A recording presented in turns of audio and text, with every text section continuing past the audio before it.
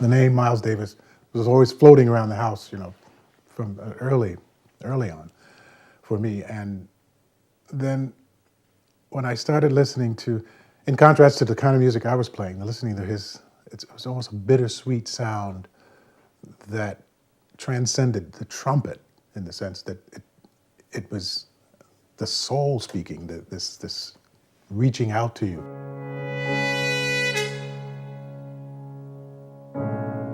My first impression of Miles Davis was that he was a part of a very deep American creative phenomena that was based in music that I would identify as Bluetopia.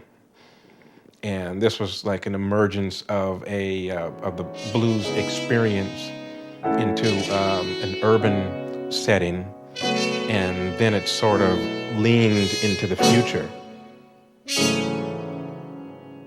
He invited me to his house, so I went to the house, knocked on this door, enormous wooden door.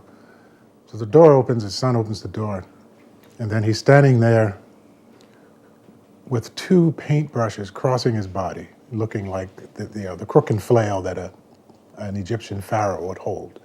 And he's looking right through me with these eyes staring right through me. And he says, "Come here, let me talk to you. Sit down, let's talk." And showed me all the recordings and everything he had, and we were talking for hours.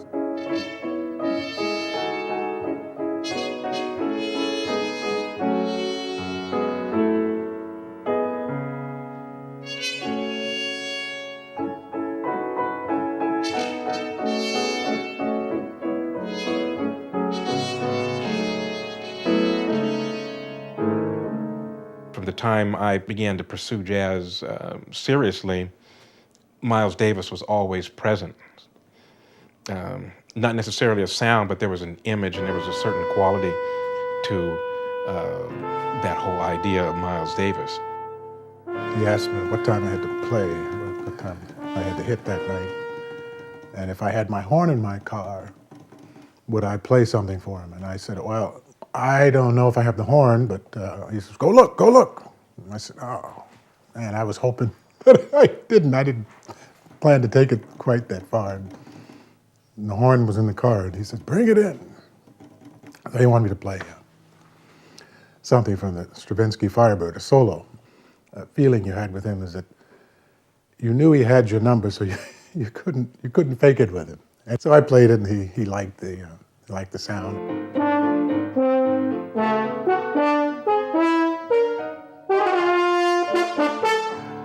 Right. That's great. I think a lot of people who are attracted to Miles do not even completely understand the music, but what they get is a feeling of the ambience that the presence of that level of invention creates in an environment. The hipness, it sort of swings, it's not stagnant.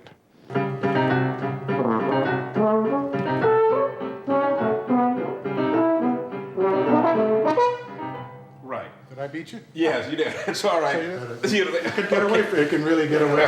Whatever he was trying to convey, it came across in the tone. You could hear it, regardless of whether it was a bright tone, a dark tone, a rich tone. But it was a tone that had a voice in it. It had almost a crying kind of tortured sound in a sense. That whatever he was trying to convey, it came across in the tone. You could hear it. So that instead of playing a perfectly in tune arpeggio or chord, he would play the chord, hear where it should be, and then alter.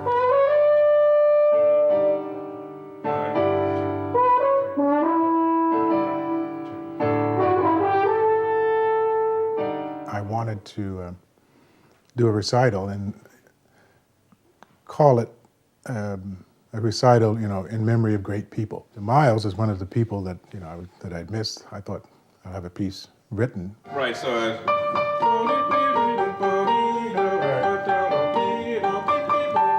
So dotted quarter. Mm-hmm. Okay. Right. See, how it came about was really my connection with my friend Bob. he asked me about writing a piece, and from that came Missing Miles.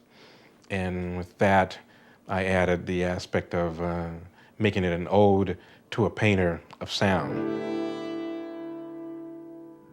The concept of a painter of sound has to do with taking an idea or an experience and transforming it in an artistic way.